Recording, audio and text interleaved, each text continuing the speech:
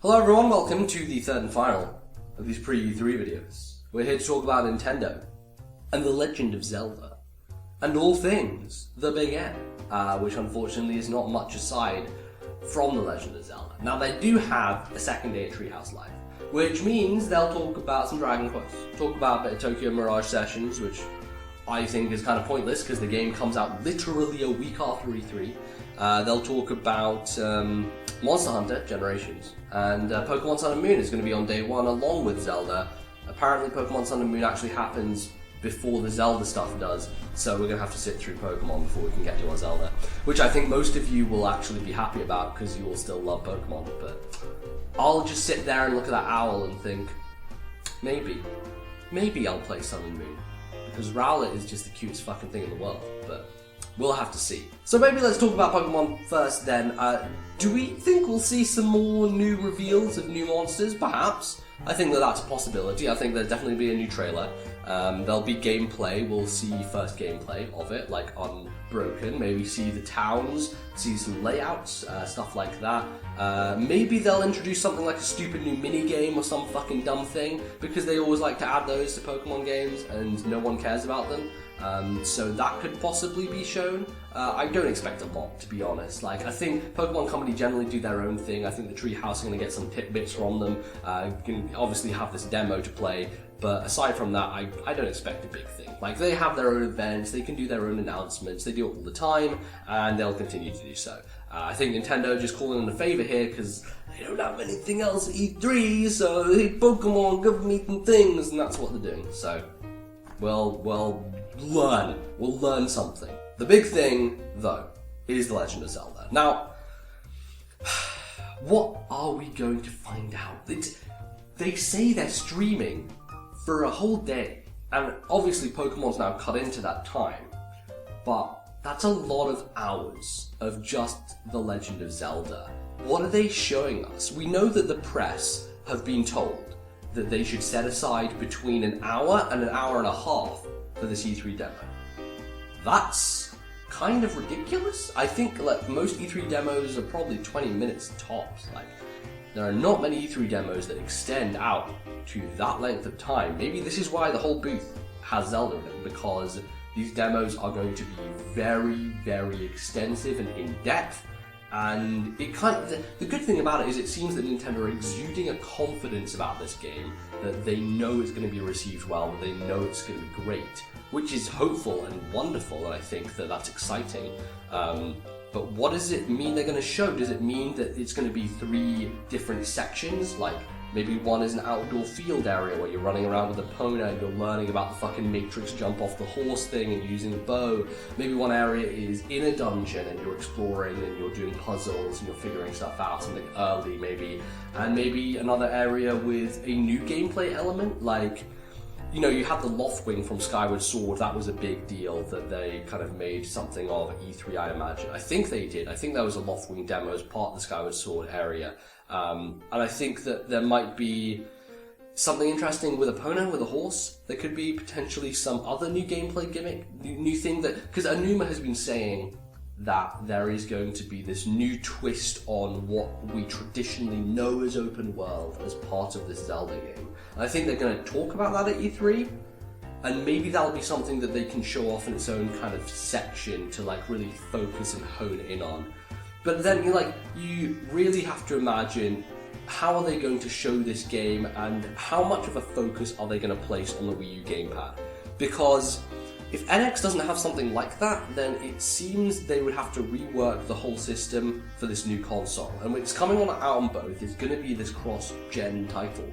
And if the Wii U gamepad is not a significant part, then it maybe tells us more about NX. If it is a significant part, then again, like, this presentation of Zelda and how they talk about it and what it involves will give us, I think, a decent indication, at the very least, as to the nature of NX. Of course, don't know what NX is, still won't know, until whenever later this year, when they decide to announce it and unveil it to the world.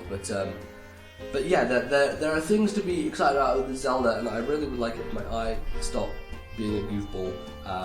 But what's it going to be called? You know, the subtitle. Is there going to be a subtitle? I predicted on this Nintendo Live, my Nintendo podcast, link in the description, subscribe on iTunes. I predicted that the game would not have a subtitle. That this is very much going back to the roots of the original Legend of Zelda. You remember back to when they first showed it at the Game Awards and you saw the map on the Wii U gamepad and people analysed it and said, okay, like this bottom left-hand corner of this map is basically the map from the original Legend of Zelda, reworked into this new game. And that's super cool, and it brings back those vibes. You have that artwork of Link looking over the mountain into the trees and forest, which is very reminiscent of the same kind of camera angle they gave with Link standing on the edge.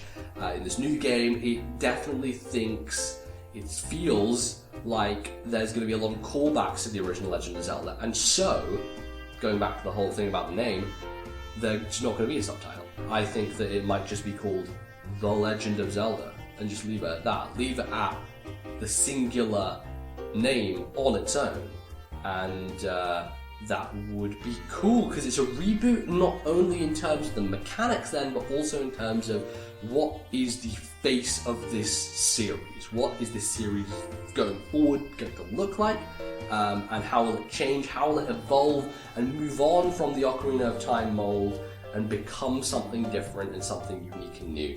And I think just calling it The Legend of Zelda is a bold move, and I think it's one that will work, because then you don't have baggage, then you don't have people coming to it and being like, oh, Twilight Princess, that's a subtitle, I don't know, I've never played a Zelda game before, I don't want to do it. This time, no baggage. No baggage means fresh faces, means new people, means the ability to expand the Zelda audience, which I think they need to do, because Skyward Sword did not sell well. It's not a big performing series. Everyone likes to think Zelda is one of their big franchises when it comes to sales.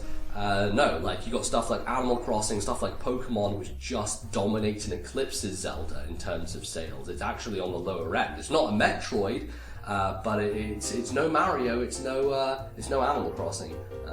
So a fresh coat of paint with a new name, or an old name, I guess, is maybe what it needs. Other stuff that could potentially show up, we've been hearing rumblings of Mother 3.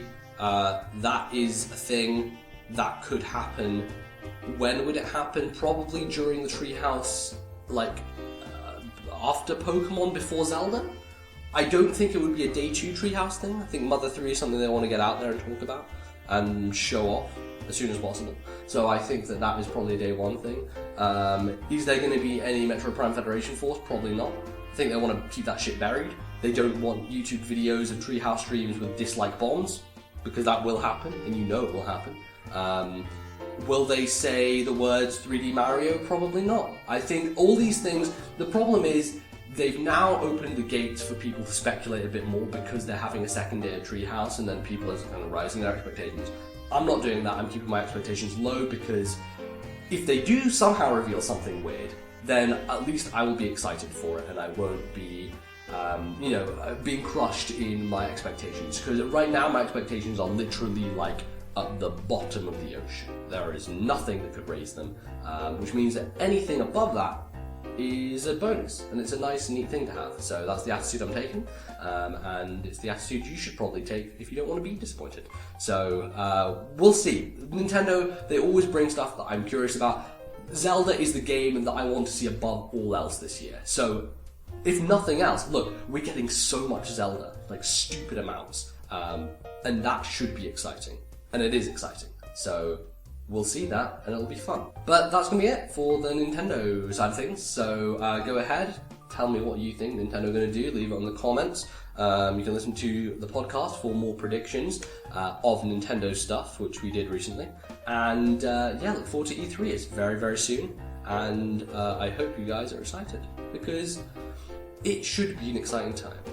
And I might not be as excited as I usually am, but look, it starts getting closer and you're like, oh man, I'm going to watch all these press conferences, it's going to be a good time. It's going to be a good time, it's always a good time. So, thanks for watching. I'll probably do some reactions, so watch out for those. I'll probably be streaming on Twitch. I'll let you guys know all the timings, and we're going to have an E3. So, I'll see you guys next time. Goodbye, everyone.